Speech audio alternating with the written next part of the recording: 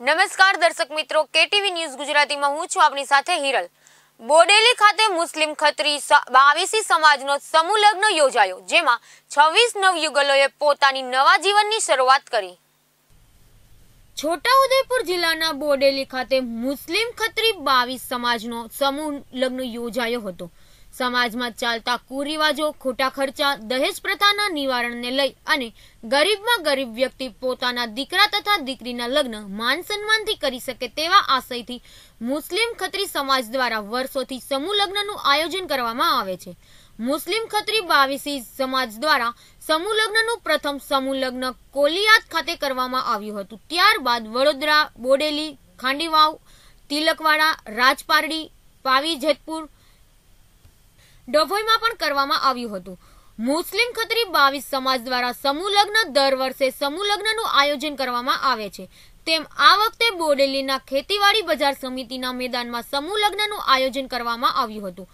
ઈસવીસન 1963 થી મુસ્લિમ ખત્રી 22 સમાજ દ્વારા શરૂ કરવામાં આવેલ સમૂહ લગ્નમાં અત્યાર સુધી લગભગ 746 જેટલા યુગલો લગ્ન જીવનની શરૂઆત કરી ચૂક્યા છે। આજે બોડેલી ખાતે યોજાયેલ સમૂહ લગ્નમાં બોડેલી સહિત ગુજરાતના વિવિધ ગામોના યુગલોએ નિગાહ પઢવામાં આવ્યા હતા। હાલ યોજાયેલ સમૂહ લગ્ન સાથે અત્યાર સુધીમાં 772 યુગલોએ સમૂહ લગ્નના નિગાહ કરી પોતાના ગૃહસ્થ જીવનની શરૂઆત કરી છે। બોડેલી ખાતે યોજાયેલ સમૂહ લગ્નમાં સમાજના દાતાઓ દ્વારા વિવિધ પ્રકારની 74 જેટલી ભેટ સોગાતો નવ દંપતીઓને આપવામાં આવી હતી। સમૂહ લગ્નમાં દાતાઓ દ્વારા ચાંદલા તરીકે આપવામાં આવતી રકમ દુલ્હનને જ લગ્ન બાદ તેમના ગૃહસ્થ જીવનમાં કામ લાગે તે હેતુથી આપી દેવામાં આવે છે। ખાસ ઉલ્લેખનીય છે કે આર્થિક રીતે સંપન્ન લોકોએ પણ આ સમૂહ લગ્નમાં જોડાઈ પોતાના દીકરા દીકરીઓને નિગાહ કરાવી સમાજ દ્વારા થતા સરાહનીય કાર્યોને આવકાર્યું હતું।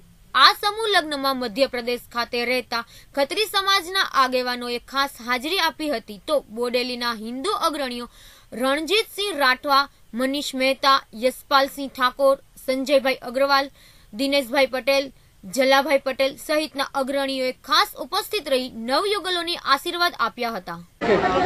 આજના આ છોટાઉદેપુર જિલ્લાના બોડેલી ગામે સમૂહ લગ્ન જે ખત્રી સમાજ 22 ખત્રી સમાજનું યોજાયું છે, એમાં 26 જોડાઓએ ભાગ લીધેલો છે અને તેમાં ભેટ સોગાત તરીકે 75 આઈટમ આવેલી છે, તે પણ દુલ્હનોને અલગ અલગ વેચી દેવામાં આવેલી છે।